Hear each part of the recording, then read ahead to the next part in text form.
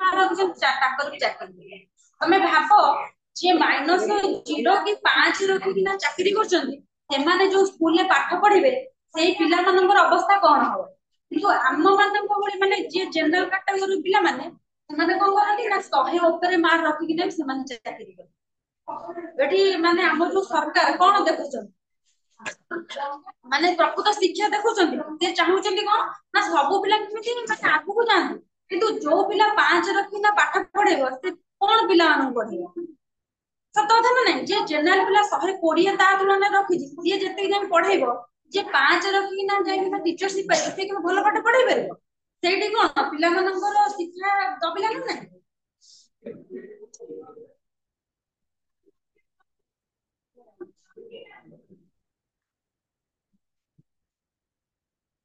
କଣ ପିଲାମାନେ ବୁଝି ହଉଛି ବୁଝି ହଉଛି ଦେଖ।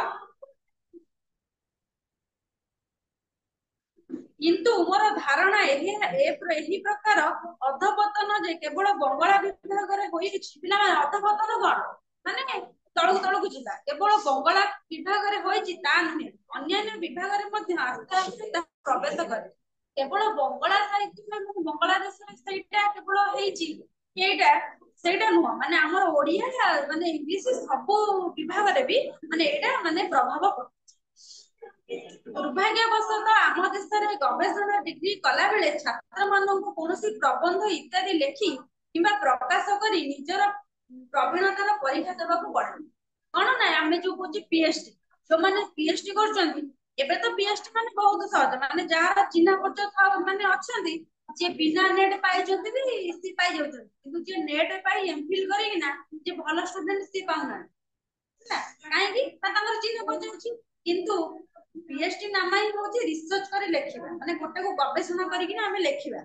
କିନ୍ତୁ ଇଏ ମାନେ ଲେଖକ କହିବା କଥା କି ଆଗରୁ ଥିଲା ଯୋଉମାନେ ପିଏଚଡି କରିବେ ସେମାନେ କଣ ନା ଗୋଟିଏ ପ୍ରବନ୍ଧ ଏଇଟା ତମେ ଯୋଉ ଆମେ ଯୋଉ ଇତିହାସ ପ୍ରବନ୍ଧ ପଢିଛେ କେତେ କଷ୍ଟ କି ଗୋଟେ ପ୍ରବନ୍ଧ ଲେଖିବେ ସେ ପ୍ରବନ୍ଧ ଦେବେ ତାଙ୍କ ପ୍ରବନ୍ଧରୁ ମାନେ ତାଙ୍କ ମାନସିକ ଚିନ୍ତାଟାକୁ ଆମେ ଜାଣିକିନା ତାଙ୍କୁ ଚୁଜ କରିବା କି ଇଏ ପିଏଚଡି କରିବାକୁ ଯୋଗ୍ୟ କି ନାହିଁ। କିନ୍ତୁ ଏବେ ମାନେ ସମସ୍ତେ ପିଏଚଡି କରିପାରିବେ। ଯିଏ ନେଟ ନ ପାଉଛି ଖାଲି ପ୍ଲେନ ପିଜି କରିଦେଲେ ତମର ଯଦି ଚିହ୍ନା ପରିଚୟ ଅଛି ତାହେଲେ ତମ ଚାକିରି ମାନେ ସବୁ ତମକୁ ମିଳିବ।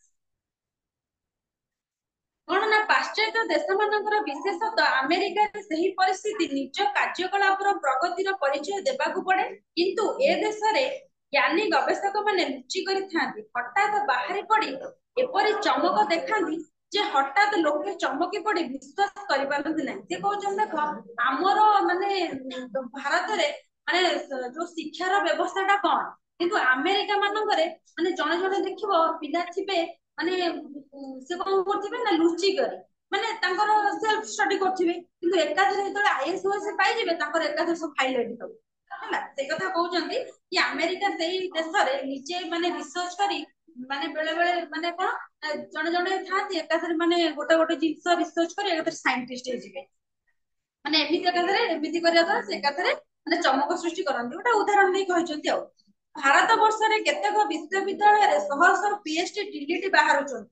ଅଥଚ ସେମାନଙ୍କର ଗୋଟିଏ ହେଲେ ଗବେଷଣା ଉଚ୍ଚ ଜ୍ଞାନ ରାଜ୍ୟର ସମ୍ମାନ ପାଉ ଆମ ଭାରତ ବର୍ଷରେ ସିଏ କହୁଛନ୍ତି ସେମାନେ କଣ ନା କିଛି କୋଉଠି ମାନେ ତାଙ୍କର ଲୁଚି କରି ଖାଇକିନା ବି ଏତେ ଜ୍ଞାନ ଅର୍ଜନ କରୁଛନ୍ତି। କିନ୍ତୁ ଆମର ମାନେ ପିଏଚଡି କରି ଡିଲିଟ କରି ତଥାପି ତାଙ୍କର ଏମିତି ସମସ୍ତେ ଲେଖୁଛନ୍ତି ମାନେ ସବୁ କଣ ଟିପିକି ଲେଖିଦେଲେ କୋଉଠି ବାହାର ରାଜ୍ୟରେ ଯାଇକିନା ତାଙ୍କର ଜ୍ଞାନ ଟା କଣ ବାହାରିବ କି ବାହାରିବନି ନା ତାଙ୍କ ବହିଟା। ସେମିତି ଆମର ଗଦା ଗଦା ପ୍ରତ୍ୟେକ ବର୍ଷ ନିହାତି 20-30 ଜଣ ଡିଲିଟ ଆଉ ପିଏଚଡି ପାସ୍ କରୁଛନ୍ତି। କିନ୍ତୁ କାହାର ଗୋଟେ ଲେଖା ତାଙ୍କୁ ନିଦ ମାଇଲା କାହାର ଗୋଟେ ଲେଖା ମାନେ ପ୍ରସିଦ୍ଧ ଅର୍ଜନ କରୁ ଅଥଚ ସେମାନଙ୍କର ଗୋଟିଏ ହେଲେ ଗବେଷଣା ଉଚ୍ଚ ଜ୍ଞାନ ରାଜ୍ୟରେ ସମ୍ମାନ ପାଇନାହିଁ। ତେଣୁ ତଳ ତ ଯାହା ଯାହା ଉପରଟା ଯଦି ଫାଙ୍କା ହୋଇଥାଏ ତେବେ ଖାଲି ଆବାସ ଟା କଣ ଏହି ସ୍ଵାଧୀନଟାକୁ ସମ୍ଭାଳି ହେବ। ଭାରତଟା ସିନା ବ୍ରିଟିଶ ମାନଙ୍କର ନିଜ ରାଜ୍ୟ ନଥିଲା ବୋଲି ତାଳ ଗଛକୁ ତୋପ କରି ଦେଖାଇ ଜାପାନୀ ଶତ୍ରୁକୁ ଏ ଦେଶରୁ ଘଉଡାଇ ଦଉ ଯୋଉ ଇଂରେଜ ମାନେ ଆମ ଦେଶରେ ମାନେ ଶାସନ କରୁଥିଲେ ଏଇଟା କଣ ତାଙ୍କର ନିଜ ରାଜ୍ୟ ଥିଲା ନଥିଲା। କିନ୍ତୁ ସେମାନେ କଣ କରୁଥିଲେ ନା ଗୋଟେ ଉଦାହରଣ ଦେଇଛନ୍ତି କଣ ନା ଆମର ଯେପରି ତାଳ ଗଛ ଯେମିତି ଉଞ୍ଚା ଉଞ୍ଚା ମାନେ ସିଏ ସେମିତି କଣ କରୁଥିଲେ ନା ଇଂରେଜ ସରକାର ଦେଖଉଥିଲା ମାନେ ମୁଁ ହଉଛି ସବୁଠାରୁ ମାନେ ଶକ୍ତିଶାଳୀ। ସେ ଆଉ ଦେଖେଇକି ନା ଜାପାନୀ ମାନଙ୍କୁ ଡରଉଛନ୍ତି। କାରଣ ଏଇଟା ତାର ଦେଖ ଆମେ ଆମ ଘରେ ଯେପରି ଆମ ବାପା ମାଙ୍କୁ ଡରିକି କାହା ସାମ୍ନାରେ ପଦେ କଥା କହିପାରିବେନି, ଏଇଠି ଯଦି ଆମ ରାସ୍ତାରେ ଥକି ପଦେ କଥା କହିବ ଚୁଟି ଟାଣିଦବା। ସେମିତି ମାନେ ନିଜ ଗାଁରେ ନିଜ ରାଜ୍ୟରେ ସବୁ ହଉଛନ୍ତି ମାନେ ଶାନ୍ତ ଶିଷ୍ଟ, ଆଉ ବାହାର ରାଜ୍ୟକୁ ଗଲେ ପୁରା ସବୁ। କିନ୍ତୁ ଆମେ କଣ ଆମ ଦେଶକୁ ଏମିତି ଠକି ପାରିବା? ଖାଲି ନିରନ୍ନ ମୂର୍ଖ ଲୋକଙ୍କୁ, ଏଇ ଦେଖ ଖାଲି ନିରନ୍ନ ମୂର୍ଖ ଲୋକଙ୍କୁ ତାଲିମ କରି ଫୌଜ ପୋଷାକ ପିନ୍ଧାଇ ଦେଲେ ଦେଶର ସ୍ୱାଧୀନତା ରହିପାରିବ ନାହିଁ। ରହିବ ଯଦି ପାଠ ପଢାରେ ଆମେ ଅନ୍ୟମାନଙ୍କ ସହିତ ସମାନ ହେଇପାରିବା। ତେଣୁ ଶିକ୍ଷାକୁ ଆମ ବିଚାରରେ ଶେଷ ସ୍ଥାନ ନ ଦେଇ ଶୀର୍ଷ ସ୍ଥାନ ଦେଲେ ଏହି ଅବସ୍ଥାରେ ପରିବର୍ତ୍ତନ କେବଳ ଆଶା କରାଯାଇପାରେ। ସେ କହୁଛନ୍ତି ଆମ ଦେଶକୁ କି ଆମେ ଯଦି ଗୋଟେ ମାନେ ଗୋଟେ ଯୁଦ୍ଧ ହଉଥିବ, ଯଦି ଆମେ ଗୋଟେ ଚାଷୀ ମୂଲ୍ୟକୁ ବି ଯଦି ଗୋଟେ ଯୁଦ୍ଧର ପୋଷାକ ପକେଇ ତାକୁ ଯୁଦ୍ଧ କ୍ଷେତ୍ରରେ ପଟେ ସେ କଣ, ସେ ତ ପୁରା ହାଉଳା ହେଇଯିବ କିଛି ଜାଣିନଥିବ। ସେମିତି ଆମେ ଯଦି ଅନ୍ୟ ରାଜ୍ୟ ସହିତ ଆମ ରାଜ୍ୟକୁ ପାଠ ସହିତ ତୁଳନା କରୁଛେ, ତାହେଲେ ତାଙ୍କ ରାଜ୍ୟରେ ବି ଯେମିତି ପାଠ ପଢିକିନା ଆଗକୁ ଯାଉଛନ୍ତି, ଆମକୁ ବି ସେମିତି ପାଠ ସହିତ ସମାନ କରିବାକୁ ପଡିବ। କିନ୍ତୁ ତାଙ୍କ ରାଜ୍ୟରେ ପାଠକୁ ଆଗେ ସ୍ଥାନ ରଖାଯାଉଛି ନା, ଆମ ରାଜ୍ୟରେ ସଭା ଲାଷ୍ଟକୁ ରଖାଯାଉଛି। ଯଦି ଦେଖ କହୁଛନ୍ତି ଯଦି ଆମ ରାଜ୍ୟରେ ଶିକ୍ଷାକୁ ଆଗ ସ୍ଥାନରେ ରଖାଯାଇ ପାରିବ, ତାହେଲେ ଆମ ରାଜ୍ୟ ବି ସେମିତି ଆଗକୁ ଯାଇବ। ପଢ ପଢା ବୁଝି ହେଲାନି।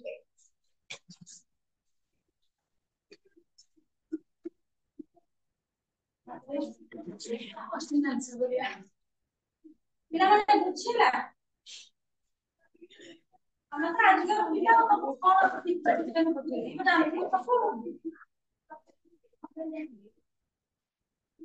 ଜାଣିକିନା ଶୁଣିକିନା ବି କିଛି ପାଠ ସାଠ ପଢୁନି। ଯେତେ ସବୁ ପରୀକ୍ଷା ପାଖେଇ ଯାଉଛି, ପୁଅ ପିଲା ଗୁଡାକ ଆସୁନି।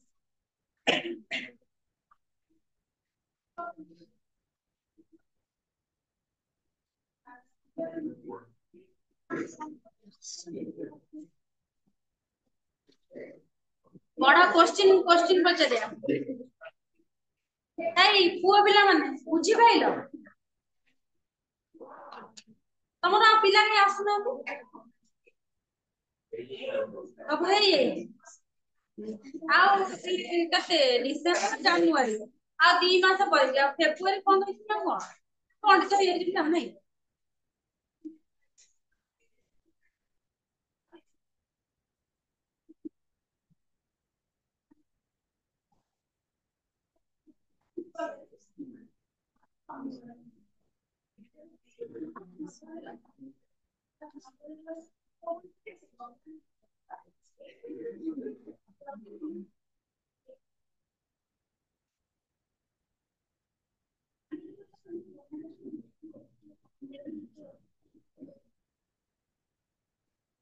ପଚାରିବା କୋଶ୍ଚିନ୍।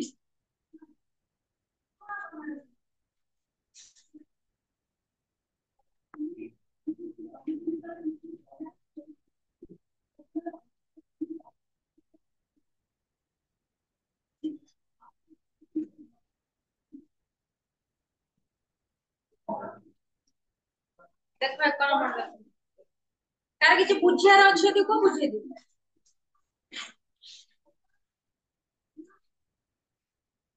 ଆର କ୍ଲାସ ପାଇଁ ପାଠ କଣ ନବ? କବି ପରିଚୟ ତା ପୁରା ଦିଆହେଲାଣି 15 ଦିନ ହେଲାଣି। ପୂର୍ବ କ୍ଲାସ ରେ ପଢିକି ଆସିନଥିଲ, ହସୁଛନ୍ତି ଆଉ। ମାନେ ପଚରା ହେଲା କହିପାରିଲାନି, ପୁଣି ଆଜିକି ଦେଇଛି। ଆଜି ବି ପଢିକି ଆସିଲା, ମୋ ପାଖରେ ଆଉ କିଛି ଉତ୍ତର ନାହିଁ ତମକୁ କହିବାକୁ। 3-4 ଜଣ ପିଲା ଯାହା କହିଲେ। ନେକ୍ସଟ କ୍ଲାସ କୁ ଏକପଦୀକରଣ ପଢିକି ଆସିବି। ହଁ ମୁଣ୍ଡ ଟୋଟାରେ।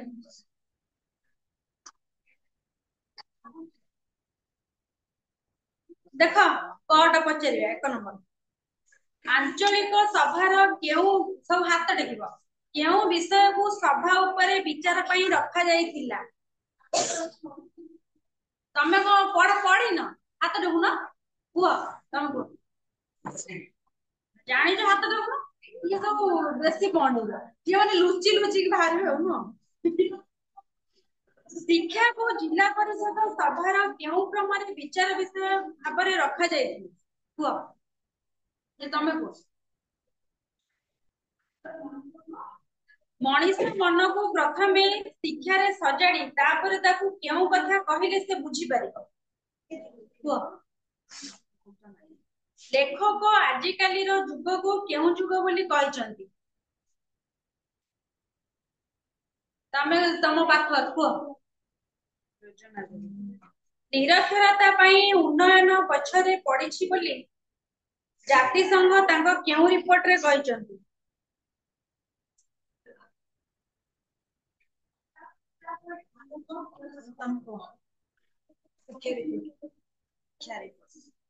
ଥୋଡା ସମସ୍ତେ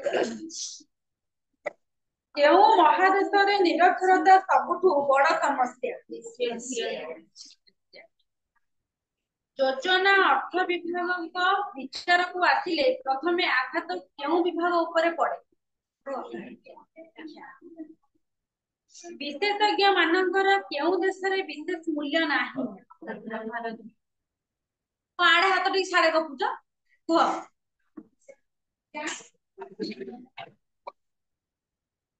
ଆମ ଦେଶରେ କୋଉଠି ଲେଖା ହେଇଛି ଆମ ଦେଶ? ଭାରତ ବର୍ଷରେ ସବୁ କଥା କେଉଁମାନଙ୍କ ଦ୍ଵାରା ନିୟନ୍ତ୍ରିତ ହୁଏ? ବିଶେଷଜ୍ଞ ମାନଙ୍କୁ ବିଶେଷ ସମ୍ମାନ ମିଳୁନାହିଁ ବୋଲି ଭାରତୀୟ ଛାତ୍ରମାନେ ଆମେରିକା ଛାଡି ଆସିବାକୁ ଚାହୁଁନାହାନ୍ତି। କେଉଁ କାଗଜରେ ଏହା ପ୍ରକାଶ ପାଇଥିଲା? ଶିକ୍ଷାର କେଉଁ କଥା ନ ରଖିଲେ ଆମର ଅବସ୍ଥା ଶୋଚନୀୟ ହେବ ବୋଲି କୁହାଯାଇଛି? ଶିକ୍ଷା କମିଶନର ଅନ୍ୟାନ୍ୟ ବିଷୟ ଅପେକ୍ଷା କାହା ପ୍ରତି ବିଶେଷ ଦୃଷ୍ଟି ଦେବାକୁ ଲେଖକ ଅନୁରୋଧ କରିଛନ୍ତି?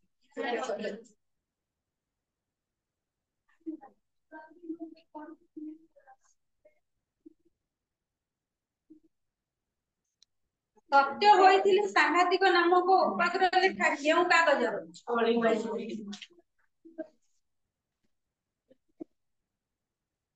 କେଉଁ ଦେଶରେ ମୌଳିକ ପୁସ୍ତକ ଲେଖା ହୋଇପାରିବ ନାହିଁ ସେ ଦେଶରେ କାହାର ସ୍ମରଣ ହୋଇପାରିବ ନାହିଁ?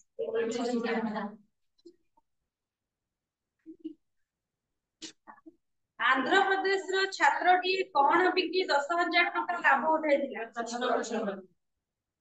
ଦେଖୁଛ ପ୍ରତି ପ୍ରାୟ ଧାଡିରୁ କୋଶ୍ଚିନ୍ ବିଷୟଟାକୁ ଭଲସେ ପାଠ ପଢିଲେ। ବିଶ୍ୱବିଦ୍ୟାଳୟର ଗୋଟିଏ ପରୀକ୍ଷାରେ ପାସ୍ କରିଥିବା ପିଲାଙ୍କର କେତେ ଭାଗ ଅବୈଧ ଆଚରଣ?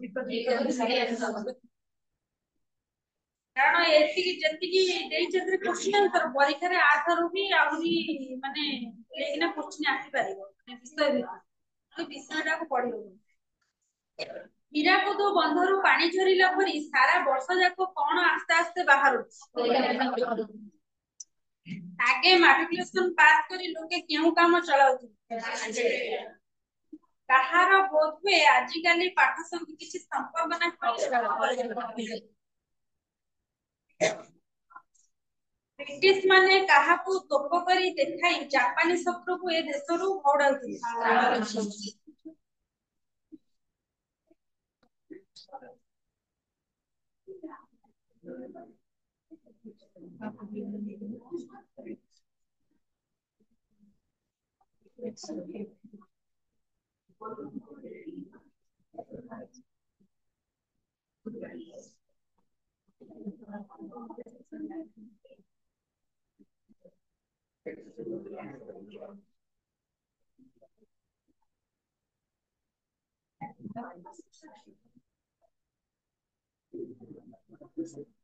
ଛଅଟା ପିଲାମାନଙ୍କୁ ପଚାରିଲା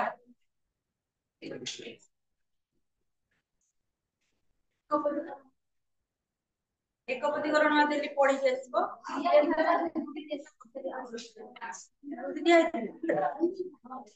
କ୍ରିୟା ଯୁକ୍ତ କଣ ପଚାରିଥିଲି? ବହି କାଇଁ ଆଣଉଛ କାଇଁ? ନେକ୍ସଟ କ୍ଲାସରେ ପଢେଇବା ଯୋଉ ତପଶିଲ କଥା ହେଲା।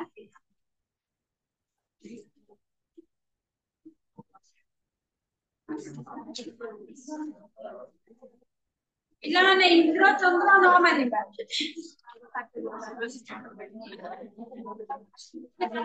ଦେଖିବା ରୁଢି ଟିକେ କହିପାରୁନଥିବେ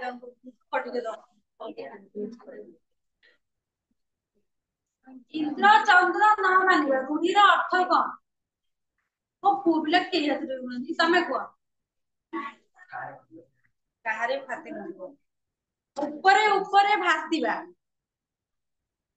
କୁହ।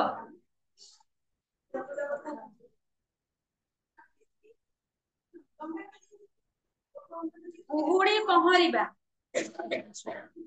ପୁଅ ପିଲା କଣ କେହି କୋଉ ପାଠ ସାଠ ପଢି ଆସିନା। ତମେ କୁହ।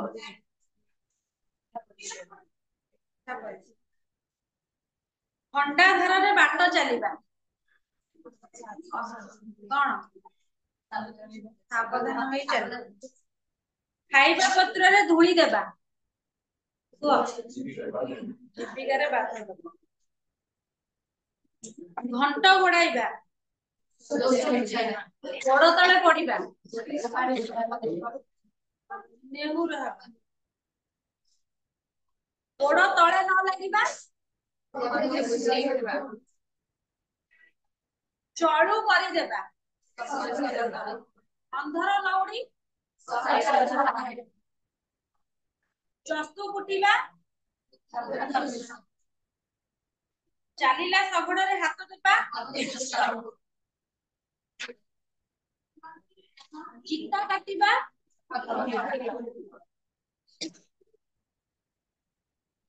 ଛାତିକୁ ପଥର କରିବା।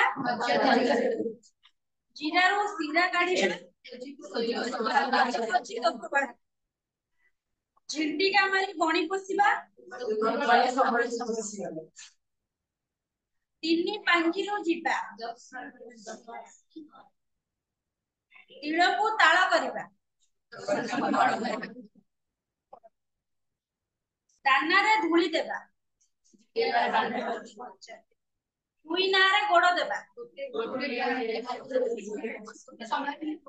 ଦିଟା କାର୍ଯ୍ୟ। ଖରାକୁ ଖରା ମଣିବା। କାହାକୁ ଭୂକ୍ଷେପ ନ କରିବା। ନାକ ଟେକିବା। ପାଣିରେ ସର ପକାଇବା। ପାଣିରେ ସର ପକାଇବା। କୌଶଳରେ ମନ ଭୁଲାଇବା। ପିଠିରେ ପଡିବା।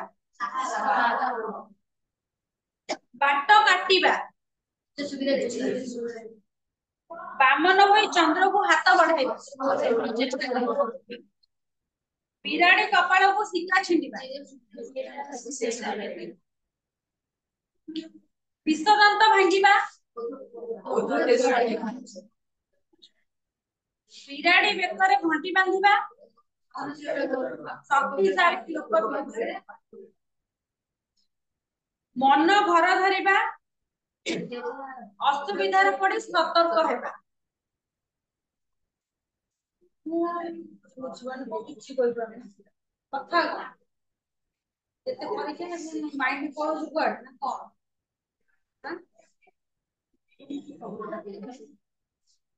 ନା ଓଡିଆକୁ ଛାଡିଦେଇଛି ଆଉ କୋଉ ପାଠ ପଢୁଛ? ଓଡିଆ 15 ଦିନ ଥିବ ଯଦି ପଢିଦବ ତାହେଲେ ହେଇଯିବ। ମୁଣ୍ଡ ଝାଳ ତୁଣ୍ଡରେ ମାରିବା। ମୁଣ୍ଡକୁ ହାତ ପାଇବା।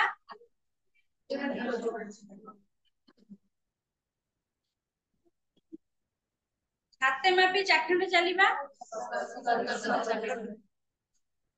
ଅକଲ ସଲାମି। ଅକାଳ କୁଷ୍ମାଣ୍ଡ। ଅନ୍ଧର ଲଉଡି। ଅରଣ୍ୟ ରୋଦନ। ଅହି ନକୁଳ ସମ୍ପର୍କ। ଆପେ ବଞ୍ଚିଲେ ବାପର ନା।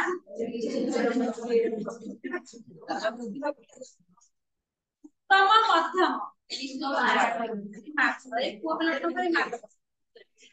ଏ ଘର ମାଉସୀ ସେ ଘର ପିଉସୀ।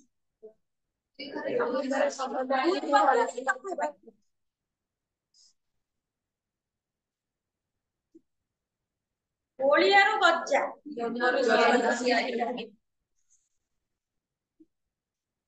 ତମମାନେ ବି ଲାଗୁଥିବ ଅଛି ତମରି ପାଖରେ ସବୁ ଉଦାହରଣ। କପାଳ ଲିଖନ। କୁମ୍ଭୀର କାନ୍ଦଣା। ଗୋଟିଏ ଚାଉଳରେ ଗଢା। କୋଠ ଖଣ୍ଡିଆ ଗୋବର ଗଣେଶ ମୂର୍ଖ ଘର ଢିଙ୍କି କୁମ୍ଭୀର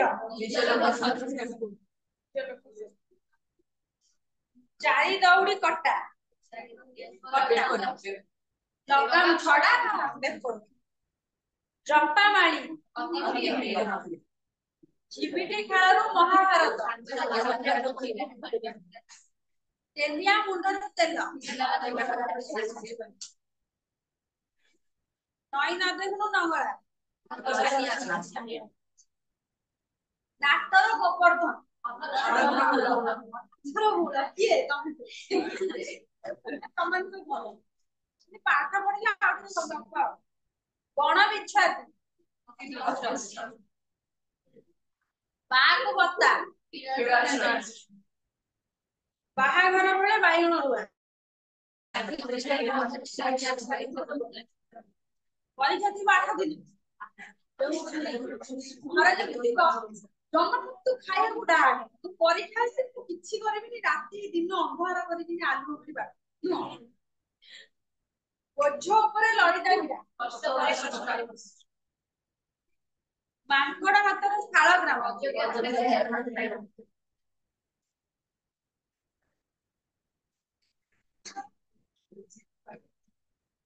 ହାଟ ମଧ୍ୟରୁ ବ୍ରହ୍ମ ଜ୍ଞାନ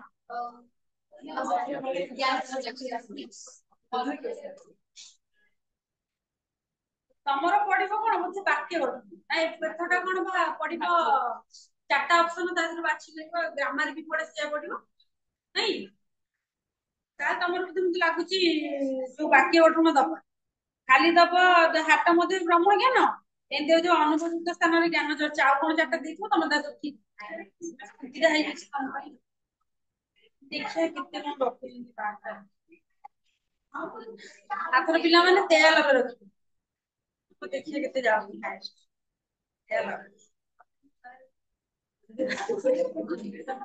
ଶହେ ଓଡିଆରେ ନୁହଁ ପଞ୍ଚାର ଓଡିଆରେ 100 କାହିଁକି ଯାହାର ତେୟା ଲବେ କି ଲମ୍ବସିନେ ଗୋଟେ 2 ମାର୍କ କଟିଯିବ ଆଉ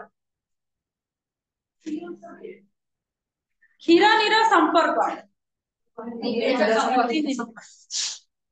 ଲଙ୍କାରେ ହରି ଶବ୍ଦ ତୁଳନାତ୍ମକ ପଚାଶ ହେଲା ଏଣ୍ଡୁଅ ପରେ ମୁଣ୍ଡ ଟୁଙ୍ଗାରି କାଠ ଗଡ ପରେ ପଡି ରହିବା କୁଆ ପରି କାଉଟ ହବା ଖୁଣ୍ଟଟା ପରି ଠିଆ ହେବା କିଛି ନା କାମ ନ କରି ଖାଲି ଖୁଣ୍ଟଟା ପରି ଠିଆ ହେବା ଆଉ ଛୁଞ୍ଚି ପରି ମୁହଁ କରିବା ଜୋକ ପରି ଲାଗିବା ମାନେ ଯେହେତୁ ଜୋକ ଟୋଟାଲି ମାନେ ଛାଡେ ନାଇଁ ପବନ ପରି ଧାଇଁବା କଣ ଜୋରରେ ଲାଗି ପଡିବା ଆଉ ପେଡି ପରି ମୁହଁ କରିବା ଶୁଆ ପରି ଘଷିବା ହାଣ୍ଡି ପରି ମୁହଁ କରିବା ମୁହଁ ଫୁଲେଇବା ଆଉ ସରିଗଲା ଆଉ ନେକ୍ସଟ କ୍ଲାସ କୁ ପଢି ଯାଇଥିବ କଣ ଗ୍ରାମାର ତମର ହେଲେ 5 ଥର ମନେ ସରିଗଲା ପଚାର